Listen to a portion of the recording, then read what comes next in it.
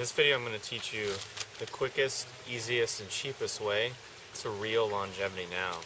And it's something that if you don't understand it, you're basically going to be pushing a boulder uphill for the rest of your life. So the real secret to longevity, to true longevity, and to longevity right now in this moment, is to realize that time doesn't actually exist. It's to realize that time, however useful it is, however effective it might be, isn't actually real.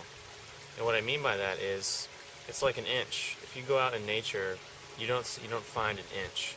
You go out in nature in the woods, somewhere wild that's, not touched by humanity, you don't find clocks, you don't find this concept of time. Now sure, there are cycles, and there are, two poles that continually rotate and interchange with each other, night and day, the 5 seasons, all of these things. Of course, but nowhere in there is the concept of start to finish, or beginning and end, or now and later. This concept of time or linearity isn't present. It only exists in our mind.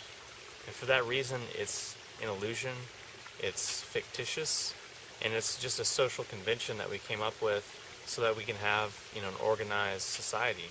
But that doesn't mean that it's ultimately real.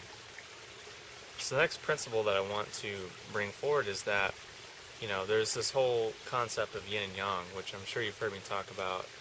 Everything has its opposite. So, since there's yin and yang, and the yin feeds the yang, and, these two poles interplay with each other. So, of course, if there's going to be something like time that we can cognize about, and something that we can have conceptually in our minds, there has to be its opposite. So the opposite of time would have to be timelessness. So timelessness would actually be the source, or the original, the manifestation or the original source of creativity of what is in time. Likewise, for the concept of age, there has to be the opposite of the ageless, which ultimately feeds it and is ultimately underlying it. And then of course there's also the concept of, the absolute and the relative, which the absolute is underlying the relative, which seems to be more of where we spend our time, is in this relative, time-based, space-based world. But in reality, these are just concepts that only exist in our mind and only exist in our thought.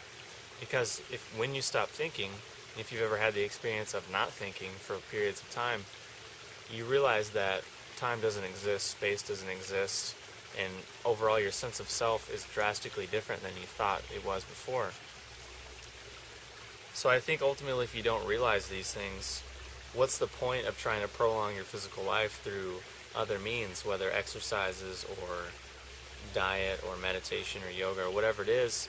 If you miss this functional point, you're still going to be pushing this boulder uphill, and you're still going to be striving for longevity and striving for life, while ultimately clinging to the concept of death, because you're still stuck, you're still bound in this concept of time, which ultimately is just a figment of our imagination. And this is, something that applies to other common problems that we have, like ego and like space and these other, quote, philosophical problems. But the main thing to realize, and the solution and the dissolution of all of these issues, is just to realize that the problem and the solution were basically one and the same. We created the problem, in our minds when we created the concept itself. So by just letting go of the concept and realizing that we created it, the problem just kind of disappears and goes away, because ultimately it really wasn't there to begin with. So I think if you can really meditate on this and really let this marinate and sink down to the depths of your consciousness, it'll do great wonders for prolonging your life, perhaps in a quality and quantity basis. So you'll be more present and be more in tune with what's happening around you, because you won't be so bamboozled or fooled by this concept of now and then, or it's this year and then now it's this year, or I'm this age so things have to be this way, or now I'm this age and things have to be this way. When you realize that it's all just a story, and it's all something you're making up in your head, it gives you ultimately more power and more freedom and more choice to be creative and to be present, which I think, when you boil it down, those are two of the most rewarding things that we all see. So I'm interested to hear your thoughts on this, how you think this concept relates to you and your particular path at this moment. So if you have any questions or comments, post them below, and I'll talk to you soon.